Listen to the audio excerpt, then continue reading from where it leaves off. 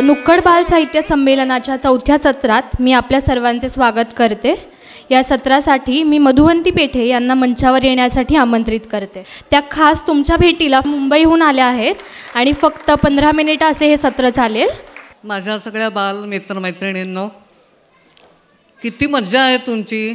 तुमच्यासाठी खास एवढं बाल साहित्य संमेलन आयोजित केलं आहे शिक्षण विवेकनी. आणि इतक्या छान छान मुलांच्या तुम्ही कविता ऐकल्यात. आणि ह्या दोन्ही सारंगदादांनी तर एकदम अप्रतिम गोष्टी सांगून आपल्याला अगदी भारून टाकलं आहे. त्यामुळे मी तर म्हणेन या खास बालसाहित्य संमेलनासाठी आपण शिक्षण विवेकचे अगदी आभार मानूया आणि त्यांचं अभिनंदन करूया. शिक्षण विवेकच्या अर्चनाताई मला नेहमी काय काय करायला सांगत असतात मुलांसाठी. आणि तुम्हाला आठवत असेल की गोष्टी संगीताच्या अशी लेखमाला मी बालगटातल्या मुलांसाठी लिहिली होती आणि कुमारवयाच्या मुलांसाठी संगीताविषयी काही अशी लेखमाला वर्षभर लिहिली होती. त्याच्यानंतर सांग ना स्नेहलताई ही मालिका पण 1.5 वर्ष लिहिली होती. आणि आत्ता गेल्या वर्षी जानेवारीपासून चला ऐकूया गाऊया, आठवते का तुम्हाला? 20 गाणी मी तुमच्यासाठी पाठवली होती आणि ती तुम्हाला सगळ्यांना खूप खूप आवडली असं मला कळलं. आणि मग अर्चताईंनी सांगितलं मला की आज तुम्ही मुलांशी गप्पा मारायला या ह्या गाण्यांच्या संदर्भात. आज मी एक गंमत तुम्हाला अशी दाखवणार आहे की सुरातून आणि तालातून या वेगवेगळ्या भावना आपण कशा दाखवू शकतो ही एक छोटीशी गंमत तुम्हाला सांगणार आहे. तुम्हाला माहिती आहे की तुम्हाला कधी खूप आनंद होतो, कधी तुम्हाला खूप कंटाळा येतो, कधी तुम्ही दुःखी होता.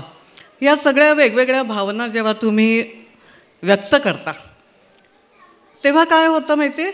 तुमचा आवाज बदलतो, तुमची देहबोली बदलते, तुमच्या चेहऱ्यावरचे भाव बदलतात आणि तुम्ही ह्या 3 गोष्टीतनं वेगवेगळ्या भावना नेहमी व्यक्त करत असता साधं बोलताना नेहमीच्या. एक गंमत सांगू. आता तुमचा पहिला नंबर आला तर तुम्ही घरी येऊन कसं सांगाल? ए आई पहिला नंबर आला असं सांगाल? नाही, ए माझा पहिला नंबर आला. म्हणजे तुमच्या हातवाऱ्यामध्ये, तुमच्या बोलण्यामध्ये, तुमच्या आवाजामध्ये आनंद दिसतो. आणि एकदा नापास झाला तर एखाद्या विषयात तर मी नापास झालो असं सांगता? नाही ना? मग तुम्ही कसं म्हणता त्यावेळेला? आई गं यावेळेला मी 21 नापास झालो. म्हणजे तुमचा आवाज बदलला, तुमचा चेहरा बदलला आणि तुमची देहबोली बदलली, म्हणजे तुमचे हातवारे करण्याची पद्धत बदलली. आता हे सगळं तुम्ही जसं आवाजातून व्यक्त करता, चेहऱ्याच्या भावावरनं व्यक्त करता आणि देहबोलीतनं व्यक्त करता, तशीच वेगवेगळी ही भावभावना ज्या असतात ह्या आपल्याला सुरामधून आणि तालांमधून पण व्यक्त करता येतात. त्याची एक छोटीशी गंमत तुम्हाला मी सांगणार आहे. आता मी जर समजा काही स्वर म्हटले तर तुम्हाला कसं वाटतं एवढंच मला सांगायचं. सा रे ग रे ग प म ग रे ग ग म प म प नि ध प म प प म ग रे ग सा रे ग रे ग. हे सूर तुम्हाला सांगतात की हां ठीक, छान चाललं आहे, सगळं नॉर्मल चाललेलं आहे. आणि हेच स्वर जर तुम्ही असे म्हटले सा सा ध प सा सा ध प सा सा ध ध ध प सा ग ग रे सा सा रे सा सा ध प ध सा. हे स्वर ऐकल्यावर तुम्हाला कसं वाटलं? खूप मजा वाटली, आनंद वाटला. आणि लेफ्ट राईट असं करत तुम्ही जेव्हा मार्चिंग सॉंग ऐकता, देशभक्तीपर गीतं ऐकता, त्या स्वरातनं व्यक्त होणारा आनंद हा तुम्हाला जाणवला का? बघा मला उत्तर द्यायला हरकत नाही मोठ्याने हो नाही म्हणून. आता मी जर असे स्वर म्हटले सार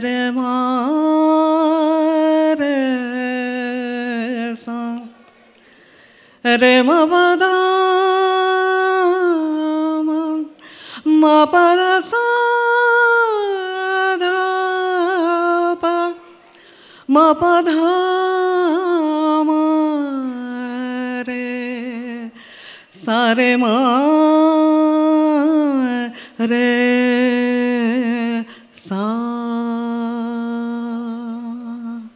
हे स्वर ऐकल्यावर कसं वाटलं? रडू आलं? सॅड वाटलं? म्हणजे तुम्हाला स्वरांमधनं वेगवेगळ्या भावना दाखवता येतात, हे तुम्हाला कळलं का बघा.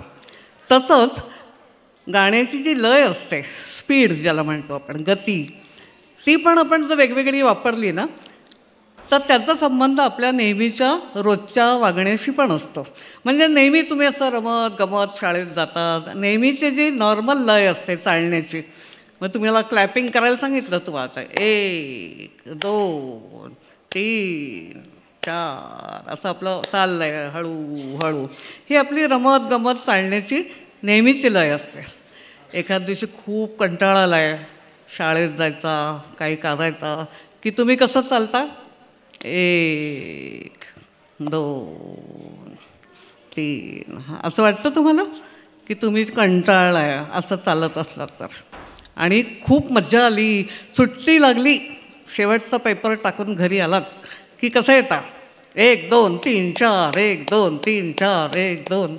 मग तुम्हाला काय वाटतं की ह्या गतीमधनं, ह्या तालाच्या स्पीडमधनं पण आपल्याला वेगवेगळ्या भावना सहजपणे व्यक्त करता येतात.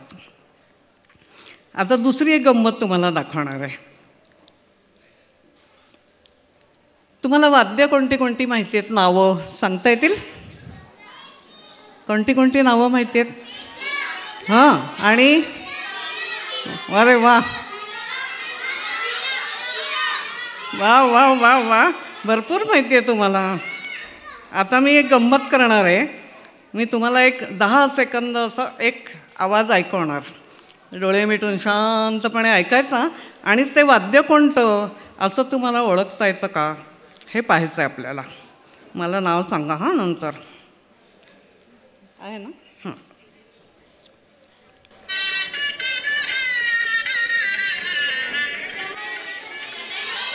अरे वा, सनई तुम्ही ऐकली आहे ना? हां, म्हणजे असं खूप मंगलवाद्य ज्याला म्हणतो आपण, की छान प्रसन्न वाटतं, अशी सनई तुम्ही ऐकली. आता बघा हे दुसरं तुम्हाला कळतं का?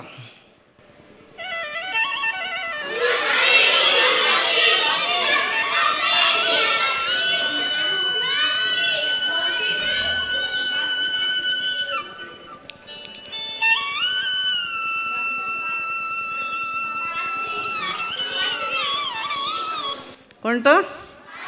बासरी. कृष्णाच्या हातामध्ये बघता ना नेहमी, आणि आवाजावरनं पण तुम्हाला कळलं. Very good. आता आणखीन एक बघा.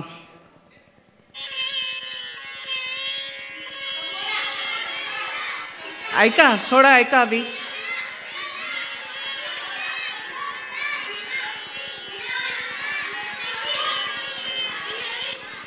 याचं नाव आहे सतार. इथे जो स्क्रीन असतं ना, तुम्ही तुम्हाला चित्र पण दाखवली असती, पण तुम्ही शोधून काढा नंतर. गुगलवरती सगळी चित्रं असतात किंवा पुस्तकं पण असतात, वेगवेगळ्या वाद्यांची चित्रं. तर सतारीचा आवाज ऐकला ना, त्याचा खूप छान प्रसन्न आनंदी मूड असा तुम्हाला जाणवतो. त्या वाद्याचं ते एक वैशिष्ट्य आहे. आता आणखीन एक गंमत, हे बहुतेक तुम्हाला ओळखायला येईल.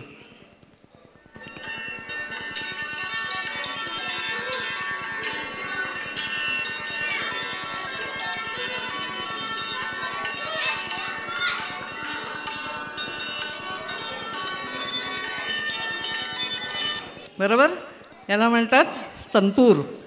संतूरचा आवाज ऐकला ना तुम्ही, तसा टपटप टपटप पाणी पडल्यासारखा, पाऊस पडल्यासारखा आवाज येतो तुम्हाला. कळत आहे? ऐकलं होतं कधी संतूर? यस. आता आणखीन एक वेगळा.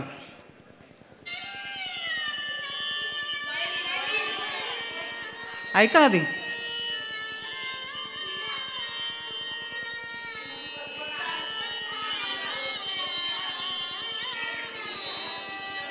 आता काही काही वाद्य अशी असतात की तुम्ही जास्त ऐकली नसेल. सारंगी, करेक्ट. आणि सारंगीचे स्वर खूप करुण असे अगदी हृदयाला भिडणारे असे असतात. आणि त्या वाद्याचं वैशिष्ट्य असं असतं आवाजाचं की त्यामुळे कोणत्या प्रसंगी कोणतं वाद्य वाजवायचं हे आपल्याला समजतं. म्हणजे म्युझिक डिरेक्टर असतात ते करतात आणि त्याचा इफेक्ट आपल्याला ऐकायला मिळतो. आता एक तुमचं नेहमीचं आवडतं, ऐका.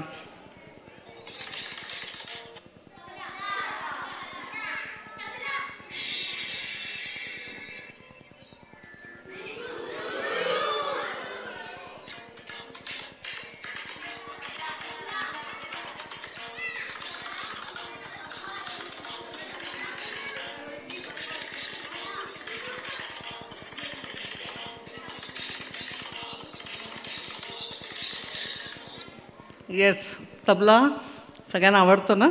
ऐकल्यानंतर नाचावंसं वाटतं. येस.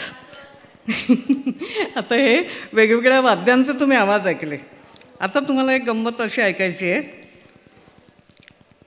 मी असं जर सा सा प प ध ध प म म ग ग रे रे सा प प म म ग ग रे प प म म ग ग रे सा सा प प ध ध प अशी चालू तुमच्या ओळखीची माहिती आहे गाणं? हां, पण आपण ट्विंकल ट्विंकल नाही म्हणणार आहे. मी तुमच्यासाठी ना अशी मराठी गाणी तयार केली आहेत. सगळेच जण ट्विंकल ट्विंकल शिकतात ना, मग आपण मराठी गाणं त्याच अर्थाचं त्याच चालीचं हे ऐकायचं आहे तुम्ही. आणि एक ओळ ऐकली ना की त्याच्याबरोबर तुम्ही म्हणायचं आहे. बघूया तुम्हाला येतं का. आणि मी हे सगळी म्युझिक संगीतासकट तुम्हाला मुद्दामून ऐकवते की ज्यामुळे तुम्हाला मजा वाटेल. बघा, अशी 2-2 मिनिटाची गाणी आहेत.